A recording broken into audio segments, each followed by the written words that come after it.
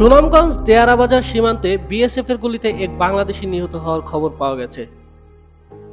ছাতক প্রতিনিধি দিলাওয়ার হোসেনের পাঠানো তথ্য ও চিত্রে দেখুন বিস্তারিত।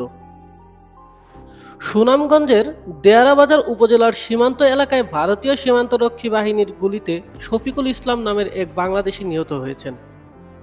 দেয়ারাবাজার উপজেলার 1216 নম্বর সীমান্ত পিলার এলাকায় শুক্রবার দিবাগত রাত 1:20 এই ঘটনা ঘটে। নিহত শফিকুল ইসলাম উপজেলার লক্ষ্মীপুর ইউনিয়নের ভাঙাপাড়া গ্রামের কিতাব আলীর ছেলে।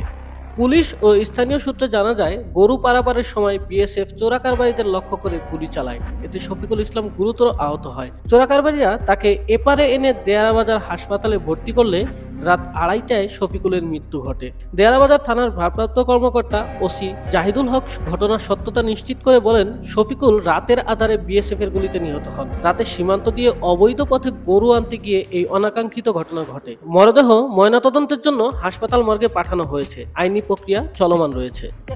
মাটি কাটছে, কত কিছু করে আমার বাইডা খাইছে। আমার বাইডারে কালকে রাত করে একটা লোকে ডাক্কা নিছে, আমরা দেখছি না।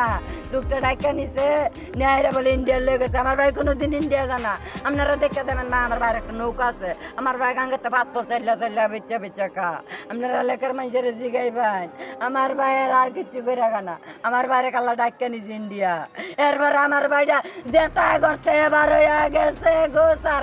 আমার বাইডায় আর ঘুরাই আইছে না, আমার ভাইয়ের চেহারা দেখছি না, লইয়া গেছে ধরা। যেটা মানছে নিছিন গো, এটা মানছে আবার ধরা লইয়া গেছে।